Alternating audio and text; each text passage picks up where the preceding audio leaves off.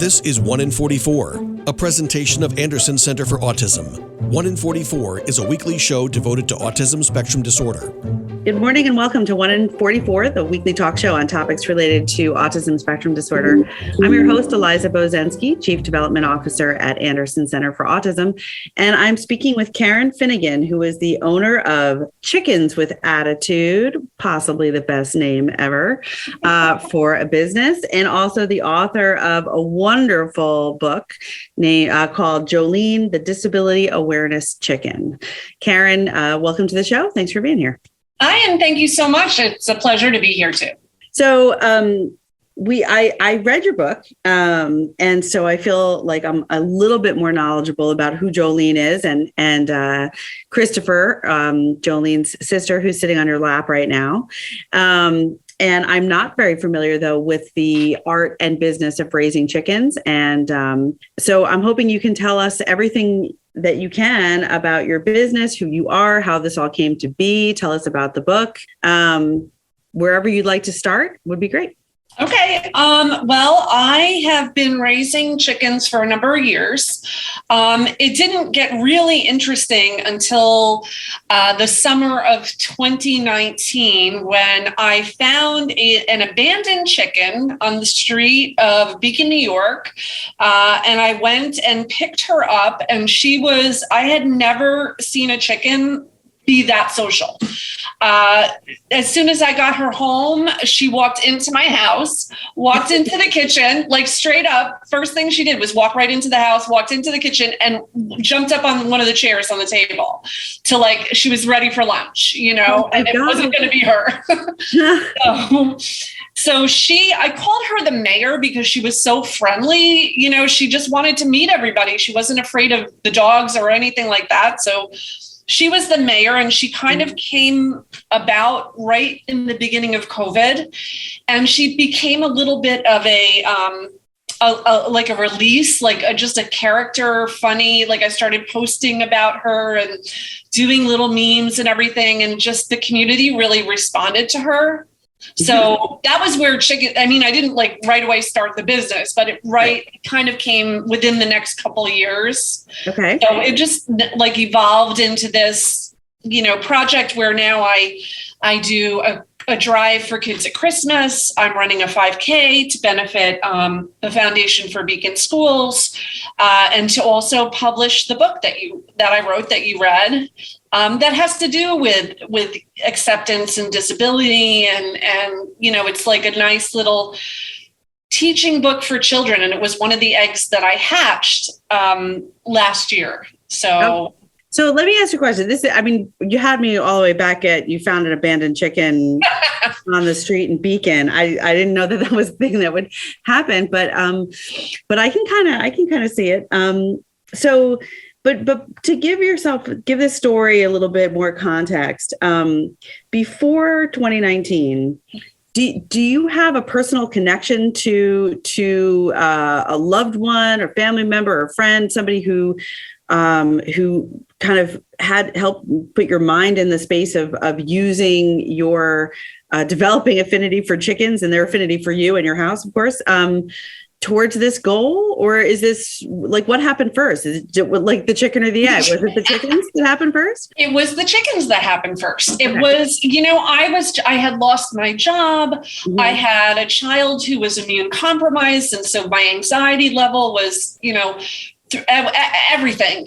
We were hosting a foreign exchange student who, had to be withdrawn from the country. It was just heartbreaking. And my heart broke mostly for the children. So, I kind of just went with it. I was like, you know what, today the chicken has something to say, and it was anything I felt like saying, this chicken said. And it was very, well received, but there was a lot of humor about, I guess, what was going on in the world and a little comic relief. So I just let it evolve like that. That's awesome. I think the best things in life are the ones that happen kind of naturally, organically. I work with a few people who often when we're not going to resolve something in that moment, our go-to is, well, we've put it out to the universe and now, something will come back to us. And typically it does. So you said, you also said something that I think is really valuable. It has been a really tough few years through the pandemic for everybody, obviously. But there has also developed, I think, a bigger appreciation for the need for comic relief, the need for levity, the need to do, and also the idea that to find creative ways to say what you need to say, that doesn't just end up being just a series of sort of unending, complaints, upset, negativity, blame, something that's just a little bit different. So I love that you've taken on, I was going to say you've taken on the voice of the chickens, but maybe that's the other way around. I'm not really sure. Yeah, I don't know. Why don't we start? Let's get some information out there. So I'm now very interested in reading some of these memes and seeing what you're putting out there. Is there a way to follow you on social media? Yeah, there is. So Chickens with Attitude is on Twitter, on Instagram, on Facebook, TikTok. Nice. It's like wherever I feel, interested in exploring the particular social media platform, that's where she's been. Great. And is the mayor still with you? Yes. Mayor has stayed. She has stayed, right. Okay. She's got a whole wardrobe. I have a girl in town who actually works as her seamstress. And I'll be like, I want to take the chicken out for Pride Day. Can you do a rainbow themed, tutu for her? And outfits. And she tolerates them? She just wears them? She's fine. Yes. All of the chickens, including, all the ones I hatched. I started out right away, keeping them very socialized. I have kids who volunteer. I call them chicken wranglers. Nice. They come to my house and their job is to play with the chickens and dress them up and paint their toenails. And they have a great time with that. That's fantastic. Yeah. So question, I think that there's a lot of people in the world who, there's obviously therapy animals, there's emotional support animals, there's so much changing. All of a sudden we're seeing animals that I don't think we ever really saw in the limelight, so to speak, in terms of being more accepted and welcomed into communities and businesses and schools, et cetera, airplanes, for example.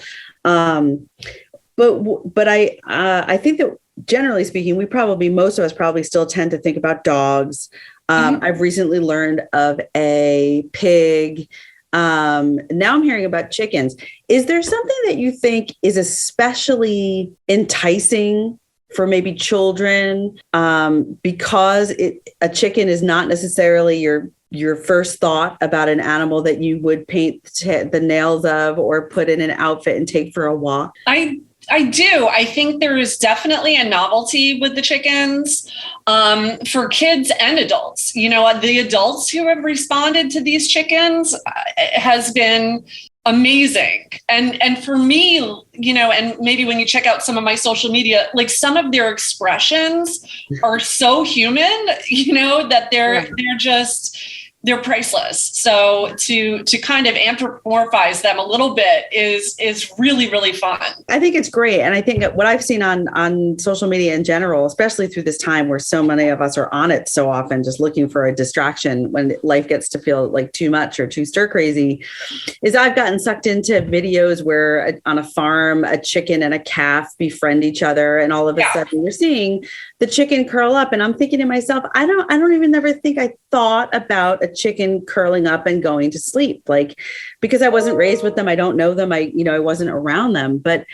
that human side of things, that the ability to capture a facial expression. Like right now, our listeners can't tell this, but I'm looking at Christopher on your lap and she just looks so sweet. She almost looks like a cat. I was just going to say she looks like she's purring. Yeah. She has not moved. She's nestled down into my lap. Her eyes are kind of gently closing when I pet her head. It's not what you think of when you think of a chicken. No.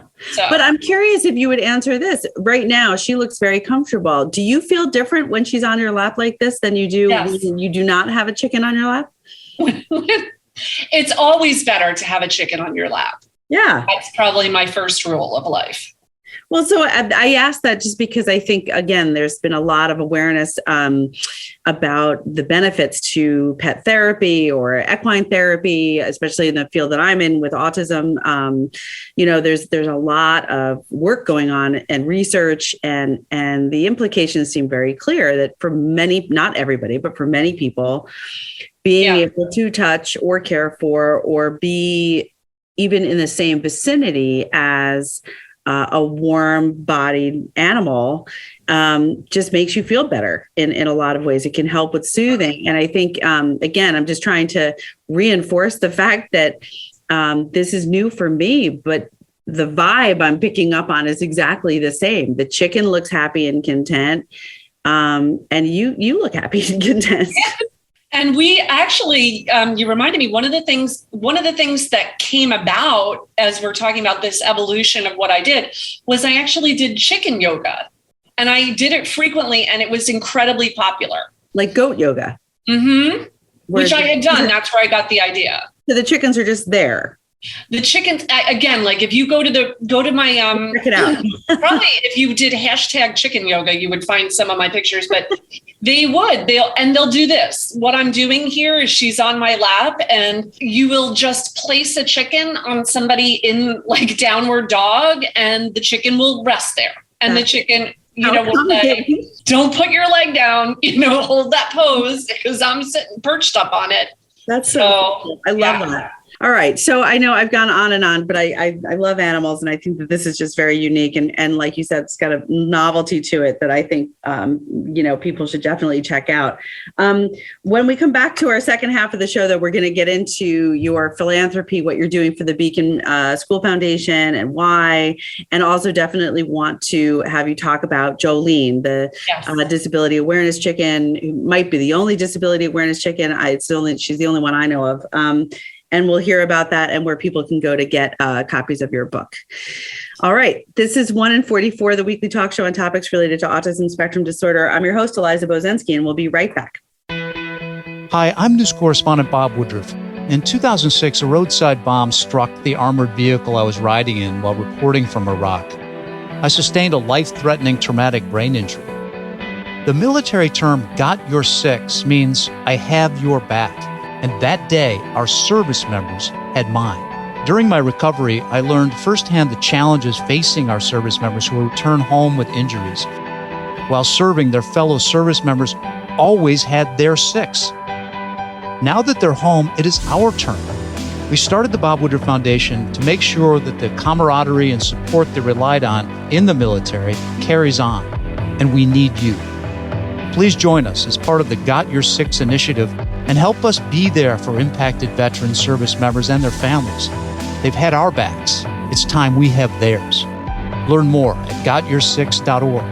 That's gotyoursix.org. Using the number 6. And now, 1 in 44 continues on 100.7 WHUD. This is a weekly community affairs program presented by the Anderson Center for Autism. Welcome back to 1 in 44, the weekly talk show on topics related to autism spectrum disorder. I'm your host, Eliza Bozensky, speaking with Karen Finnegan, who is the owner of Chickens with Attitude, which you can find all over social media on your platform of choice. That's Chickens with Attitude. And also the author of Jolene, the Disability Awareness Chicken. And currently sitting with Christopher the chicken sitting on her lap. Also not making noise. Are they quiet animals, generally speaking? Yeah, they are. I mean, they do cluck. The roosters are the noisy ones. Yes. Okay. But the chickens tend to be pretty quiet. All right. Especially she's all warm and relaxed right now. So it looks like very soothing. And also, and that makes me think again of something a lot of, not everybody, but a number of people with autism have noise sensitivities. So the idea of being around an animal that's generally on the quieter side also might be a really nice match. So that's great. So we kind of got a little bit, I'm sure not the whole story, but a little bit of the story about how the mayor kind of came into your life through your kitchen tour and introduced you to the world of raising chickens and using them or helping them find their good in the world. Can you tell us about Jolene and how that story came to be? So Jolene, I did a hatch of about 8 eggs in last spring, and one of them was a little blue egg from a type of chicken called an Americana chicken. They do these amazing, all different green, blue, you name it, color eggs.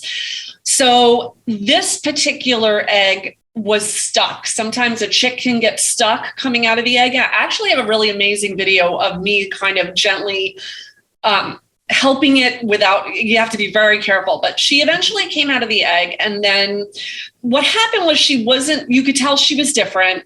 She wasn't moving around the way the other ones were. I was worried that she wasn't going to make it, but truthfully, she ended up fluffing her feathers out. It was just her mobility that was affected. Mm-hmm. And, I started doing a bunch of research because there was something about her. She had this little spirit, and I was like, all right, this is something I can do. Mm-hmm. So, and it was very hard to find a vet or anybody who would look at a chicken or even a bird. So I ended up going to like a farm chat room where long story short, I was able to find out she had perosis, and I wanted to have her looked at by a vet. So I did what I do. I shared my story in what had become a very large group of friends and family on Facebook who are, members of the community and the extended community. And I posted her story, and within like a week, people had contributed $800. Wow. So that I could take her to Manhattan on the train with the mayor. She came along in her stroller. Aww. And have her looked at and examined, and we made a brace for her. Like she became mobile. Like I have the best little videos of her getting around, and all of the whole story is true. When she wasn't able to get somewhere, Christopher would go right to her. Like they really were connected. And so they, became a part of each other's story in that way. And so, and sadly, she did end up passing away, which was heartbreaking. And I think it was, what a lot of people do when they have grief, which I did. And it was kind of like, oh my God, it's a chicken, get a grip. I've lost animals before. It's sad, and I ended up writing the book as a means to channel my grief at the time.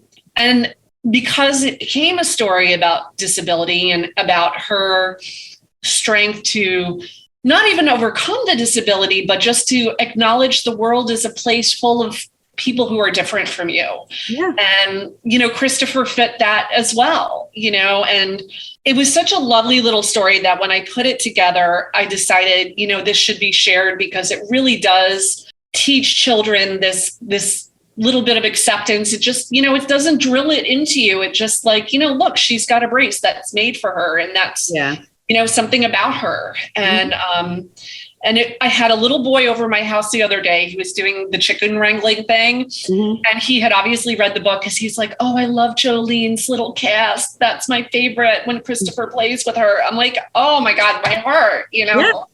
So no, when I read that book, I thought it was, it's so accessible. It's so immediately engaging, and it's a short story, but it really encompasses so much more than the basics. It's in a beautifully simple way. It really gets to, I thought, sisterhood and friendship and perseverance and strength. I just thought it was really cool. And the way you wrote it and the illustrator, which again are, they're not super glossy, big and bright pictures, but there was something extremely engaging about them. So I'm sorry to know that she did pass, and but the inspiration and the legacy that she leaves behind is exactly that moment that you really reinforces for any of us working and doing good things in the field, is when somebody, especially a young person, kind of innocently gives you back the reason why you gave, part of yourself to the book. And it's, that's a great gift. Yeah. I'm glad he felt that way. So I'm curious, if you don't mind me asking, because it seemed like Christopher and Jolene had this bond, beyond sort of the typical bonds of chickens living together. When Jolene passed, how do animals react? Did Christopher react? Yeah. That was what really like kind of put the knife in my heart. Like all she did was I just heard this peeping from the box where they were kept because they were still very small. And it was like all day she was calling for her and it was killing me. So, I mean, I think that's one of the reasons why she's so tame right now, because I was like, okay, you're not going to be alone. I just carried her around, like swaddled her up and carried her with me. And, she became this amazing, and this is like the best part. She started laying eggs. They're green and blue. They're blue. Oh, they are? Yes. That's so cool. When all my other chickens lay brown eggs, and I went to the nest, and there in the middle of it was this, and I was like, "Shut up, Christopher! Did you do that?" And I put a camera on it to tell, and it is her egg is. So anyway, that's just a little bit. I get very excited about that kind of thing. No, I love that. I think that your sincerity and your clear, just enthusiasm for what you're doing is what's making it all work. It's like we said in the beginning of the show, sometimes you put things out to the universe and then the universe gives back so many times over. It's one of those things where I just hope people hear this, and somebody out there is, who maybe is raising chickens, but isn't realizing that there can be such a human element or such a relationship element to anything. I'll use myself as an example. I've always been afraid of snakes, for example. I'm not really a big, snake person. That's putting it mildly. Yeah. But I do know that there are people who absolutely feel that same sense of comfort and love and contentment that's so important, especially when we're all feeling such high levels of stress. Right. By having a snake in their arms or crawling over them or over their shoulders, that I do when my dog sits in my lap. So I think that that's definitely a good takeaway from this conversation and from the work that you're doing. And it's just be willing to recognize that you never know when the mayor of your new village is going to walk into your doors. Yeah. And I mean, speaking of just having a village, I want to mention that, the book was definitely a group effort. I wrote the words, but the illustrator who you brought up just did those beautiful illustrations that, you're right, they just struck me as like, this is for who Jolene is. I have a voiceover artist who called me up and said, I want to be the voice of Jolene in the book. Oh. So yes. So now we have I don't know if did you hear the audio version? I didn't listen to the audio, but I will. And I'll, that's great to know. We'll make sure we put that out when we put out this podcast, that all the ways people can access it. And speaking of that, I want to make sure we're only have like 2 minutes left. I want to make sure you have a chance to talk about, I think you have an upcoming event. Yes. So the Chicken Run 5K is being held at Sharp Reservation on April 23rd. It is to benefit a great organization called the Foundation for Beacon Schools. And also it is raising money for the official publication of Jolene book. So there's two websites really important, Chicken Run 5K and Jolene the Chicken, for specific information about Jolene and a link to her, the video that we made. And the Chicken Run 5K is the website to get involved in the Chicken Run. And is that .com, both of them? Yes, both of them .com. All right. So everybody go see chickenrun5k.com. So, and that's coming up. That's an event that you can register for and participate in and help raise money for the Foundation for Beacon Schools. And also jolenethechicken.com, which is more information about who Jolene is, where her spirit carries on, and her story, and the forthcoming information about the book and the audio version of the book. It's just all great stuff. And Karen, I really appreciate you being on the show today. I appreciate Christopher's patience. Looks like she's not going anywhere for a while. But really, thank you for sharing all of this. I think that it's going to have a lot of meaning for a lot of people. And hopefully you'll get more chicken wranglers out of the deal coming to visit and to help out. Thank you so very much. It's been a pleasure, and I have loved every minute of it. So it's Christopher. All right. Well, thank you so much. This is 1 in 44, the weekly talk show on topics related to autism spectrum disorder. I'm your host, Eliza Bozensky, and remember, Anderson cares. You've been listening to 1 in 44, a weekly presentation of the Anderson Center for Autism. Join us for another edition of the show at this time next weekend.